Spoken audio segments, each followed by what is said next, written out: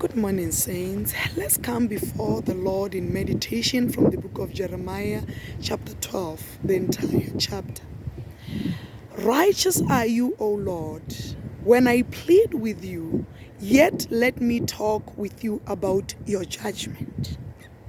Why does the way of the wicked prosper?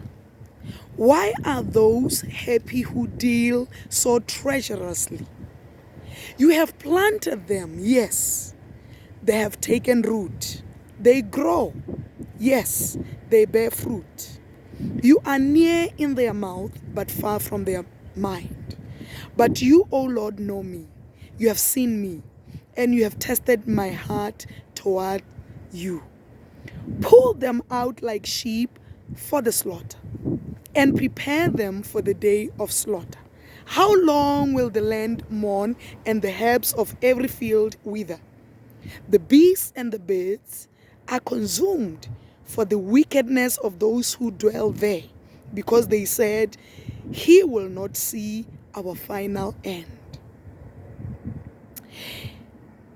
If you have run with the footmen and they have wearied you, then how can you contend with horses? And if in the land of peace in which you trusted, they wearied you, then how will you do in the foot plain of the Jordan? For even your brothers, the house of your father, even they have dealt treacherously with you. Yes, they have called a multitude after you. Do not believe them, even though they speak smooth words to you. I have forsaken my house, I have left my heritage, I have given the dearly beloved of my soul into the hand of her enemies. My heritage is to me like a lion in the forest. It cries out against me, therefore I have hated it. My heritage is to me like a speckled vulture. The vultures all around are against her. Come, assemble all the beasts of the field.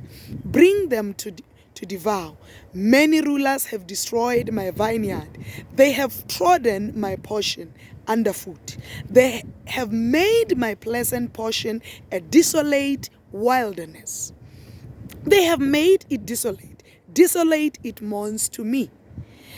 The whole land is made desolate because no one takes it to heart. The plunderers have come on all the desolate heights in the wilderness, for the sword of the Lord shall devour. From one end of the land to the other end of the land, no flesh shall have peace. They have sown wheat but reaped thorns. They have put themselves to pain but do not profit. But be ashamed of your harvest because of the fierce anger of the Lord. Thus says the Lord against all my evil neighbors who touch the inheritance which I have caused my people Israel to inherit. Behold, I will pluck them out of their hand and pluck out the house of Judah from among them. Then it shall be after I have plucked them out that I will return and have compassion on them and bring them back, everyone to his heritage and everyone to his land. And it shall be, if they will learn carefully the ways of my people, to swear by my name, as the Lord lives, as they taught my people to swear by Baal, then they shall be established in the midst of my people. But if they do not obey, I will utterly pluck up and destroy that nation, says the Lord. Wow. Jeremiah is questioning God. He is asking God, just like many of us will look around the injustice that is going on within the land, one country to another, one territory to another. And Jeremiah, as a servant of God, as a prophet of God, also questions God to say, we can bear this much. We have seen so much and we cannot bear it anymore. Why? And he starts by praising God that, Lord, I know you to be righteous. I know you to be a good God. I don't doubt your goodness. I don't doubt your righteousness. But all that I came here for is to plead with you. Let me talk to you about judgment. It is very clear that at this moment, God did not give or grant Jeremiah to bring judgment to the people. He was just sent to redeem. He was sent as a messenger to preach the good news. But he says, I cannot take this anymore. Why is this happening? Why is unrighteousness happening, yet there is no judgment? Could you just, for a moment, just bring judgment, oh God? Let's talk about your judgment. Because you are just. When you see injustice, you act justly. Why are these people who deal treacherously so happy? Why have they not faced their fate? Why have they not faced their judgment?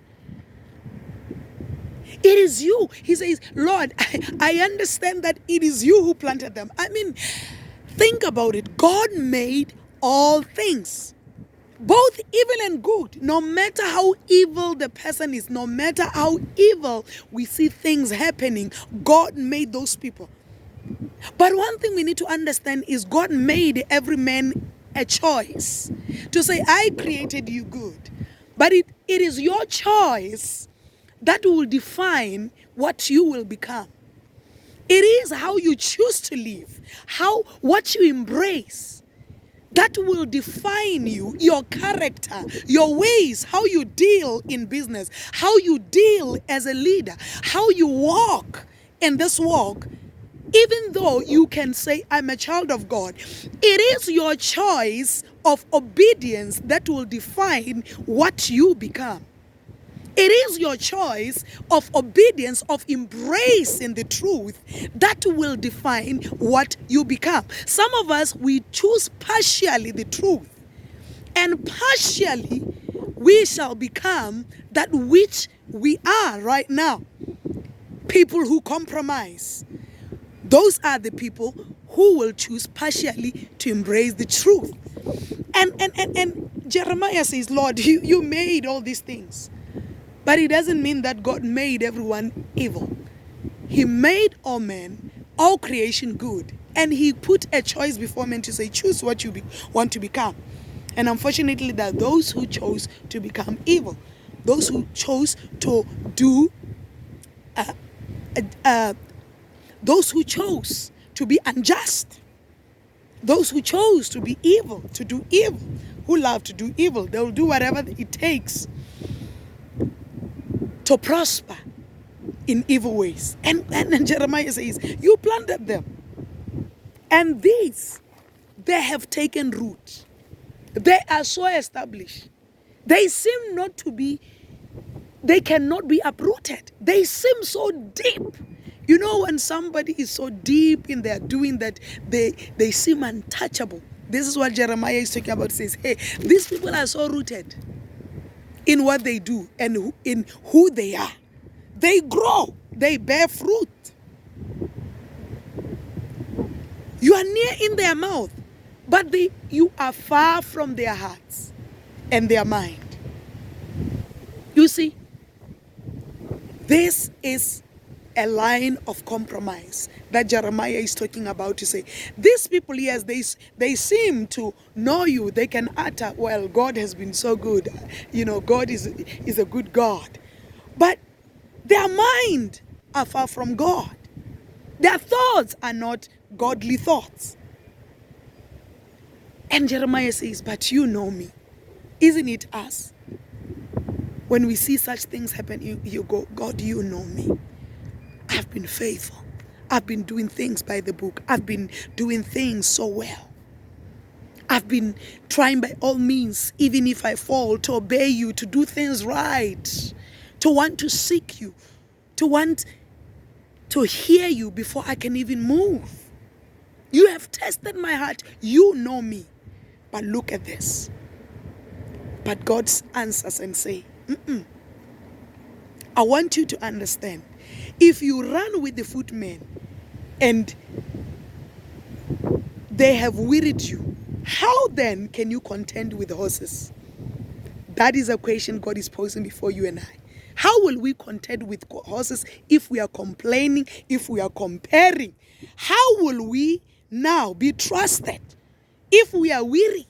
How then can we run the race if we are already tired? You and I must understand that God will act in His own time, at His own will. God has sent us to understand that as for His heritage, He will act according to His time. Let you and I not be weary. Let you and I not lose heart. For God says, I will pluck them out, those who are contending with my people. Rest assured, God will act on our cause.